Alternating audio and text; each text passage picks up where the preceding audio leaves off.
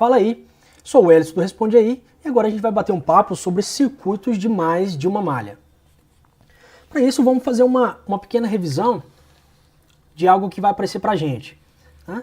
Primeira coisa é a chamada regra das resistências. Como é que funciona?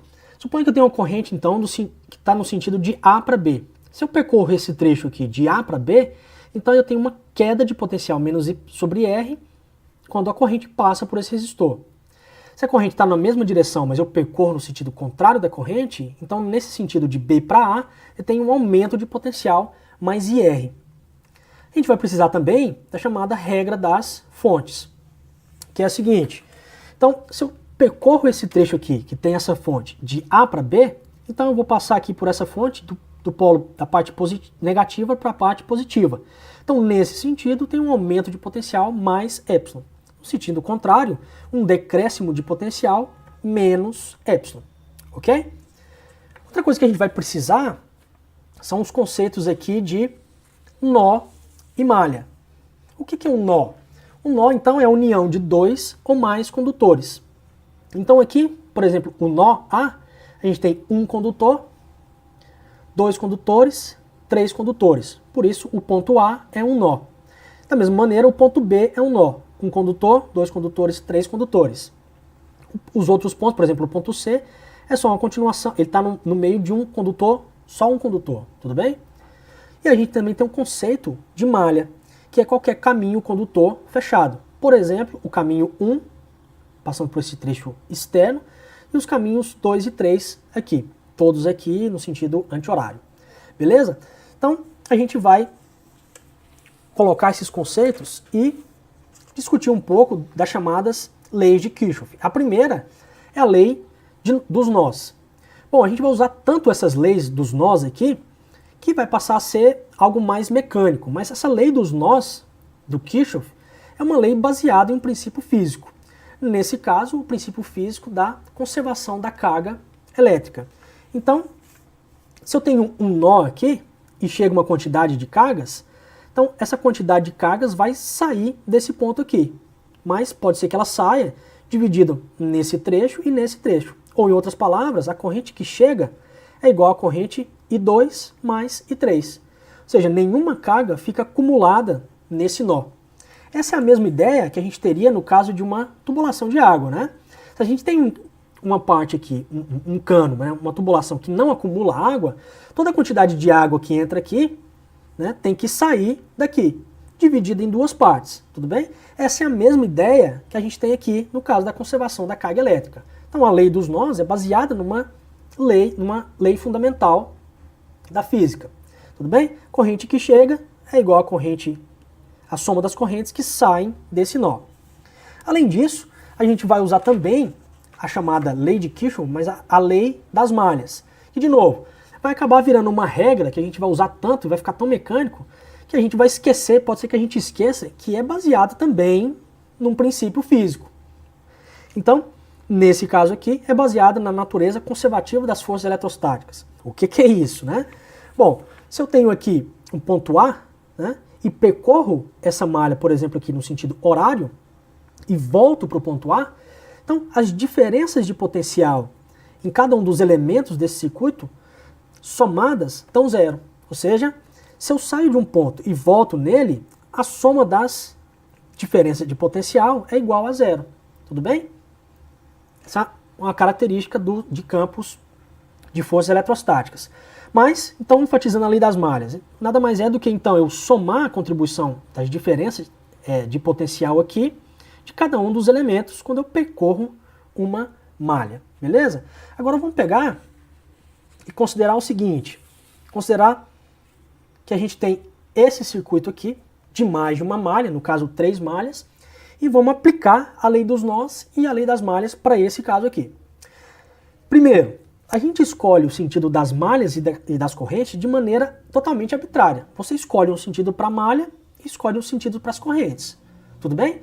Aqui eu coloquei todas as malhas no sentido anti-horário e as correntes dessa maneira aqui. Tudo bem? Então vamos aplicar primeiro a lei dos nós para o nó A e para o nó B.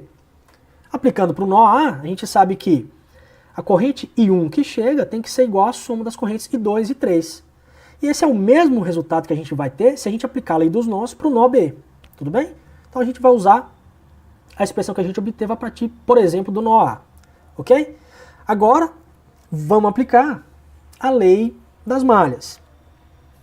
Vamos considerar primeiro a malha 1, né, que está aqui no sentido anti-horário. E aí a gente vai sair do ponto C e voltar nesse ponto C. Então vamos começar. Saindo do ponto C aqui, o primeiro elemento que aparece é o resistor R. Então o sentido da malha está contrário à corrente I3 que passa nesse resistor. Então eu tenho que aumentar uma diferença de potencial de mais I3R. Continuando, quando eu chego aqui no resistor 1, a malha está de novo contrária à corrente I1 que passa nesse resistor. Então, de novo, um aumento de potencial. Quando chega aqui nessa fonte, né, então eu saio da parte positiva da fonte para a parte negativa. Por isso, menos ε1 igual a 0. Para a malha 2, vamos de novo.